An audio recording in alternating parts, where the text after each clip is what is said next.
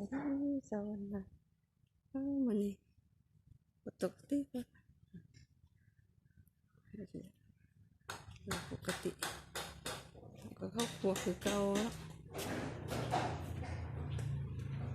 เตรียมอีปรุงเข้าแล้วเนาะ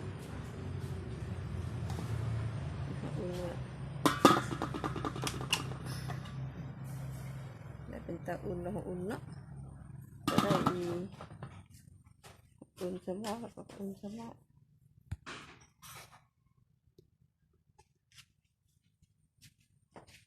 เตรียมปรุงเข้า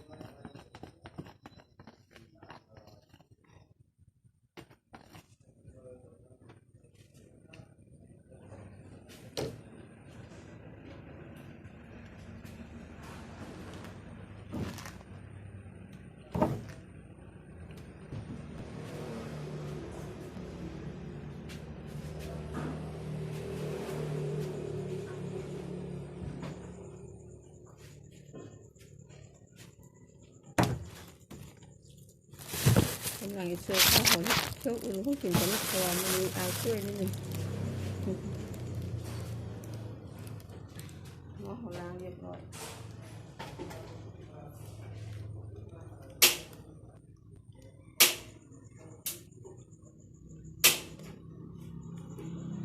เน้นๆร้านเนาะกินแบบเต็มตำเนาะ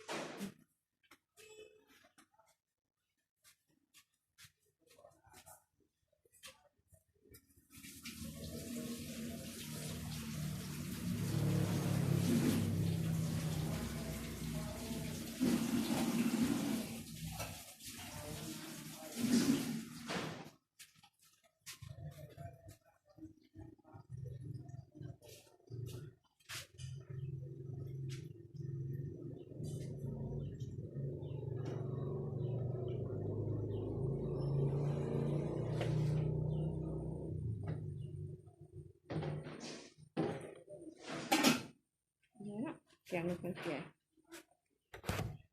ข้าวต้ม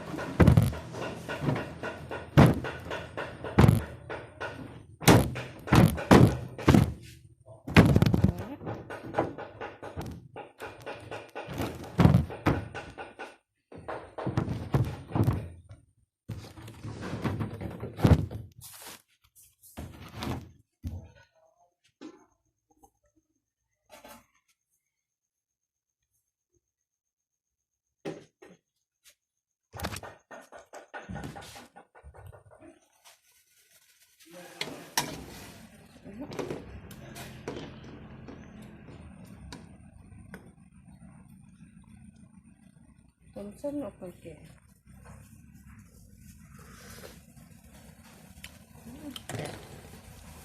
เยี่ยมนี่เขาก็มาเบิ่งม่อนเพื่อสุกเลยกดไฟเลยเนาะ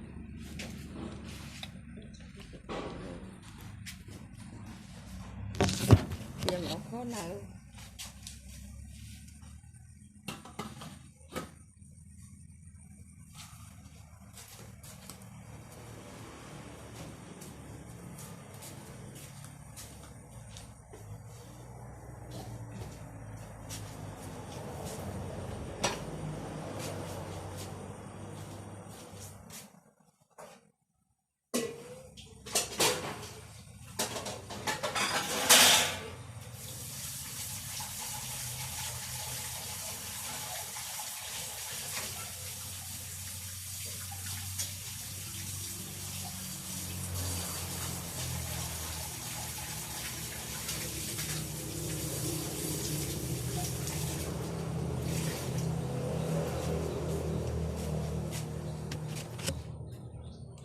แกง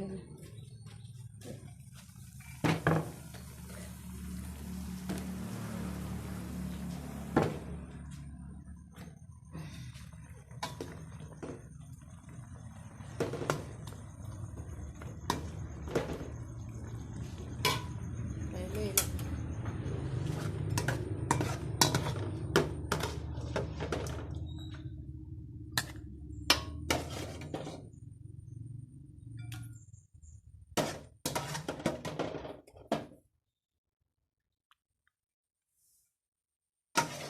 เราแกเลี้ยงเองกินเอง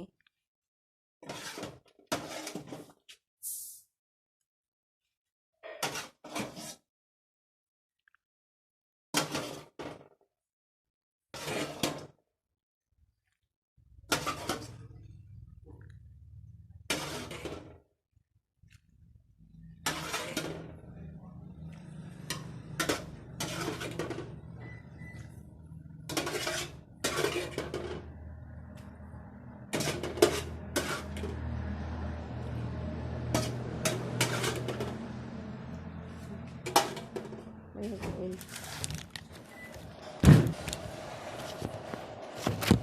เป็นลาบลาบปลาลาบปลาปลาสงวน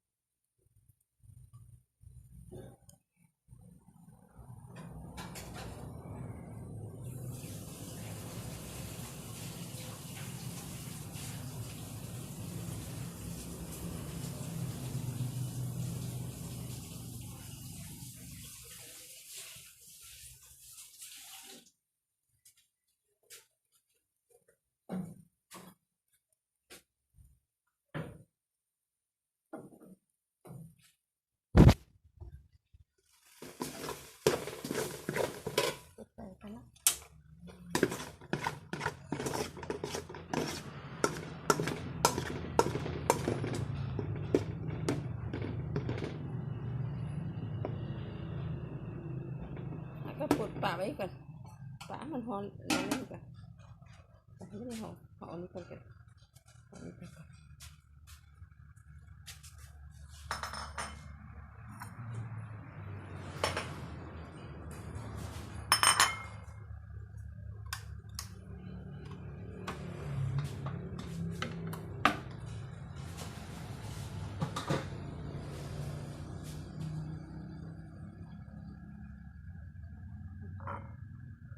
หอดไม่ได้เอาดีกว่า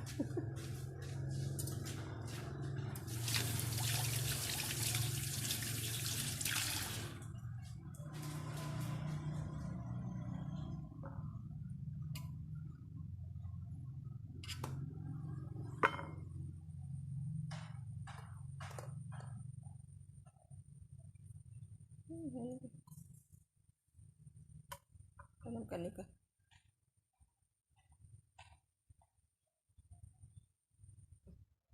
จีจะได้เป็นตะอุ่นเนาะ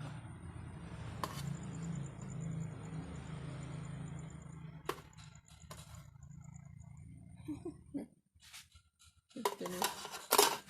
วนี้จะใส่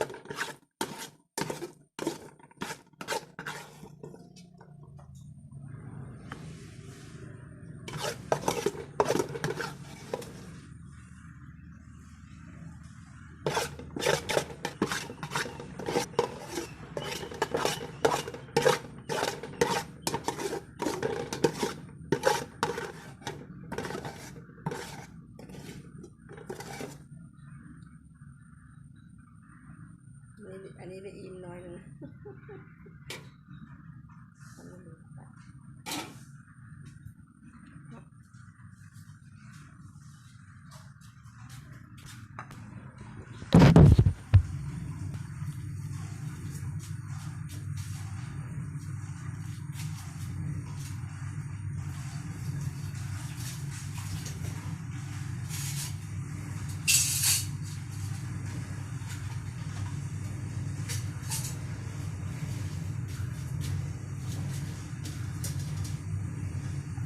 หมกมักเผ็ดเนาะมักเผ็ดกับหมกเจียนี่ไปก่อนนี่ป่านี่ก่อน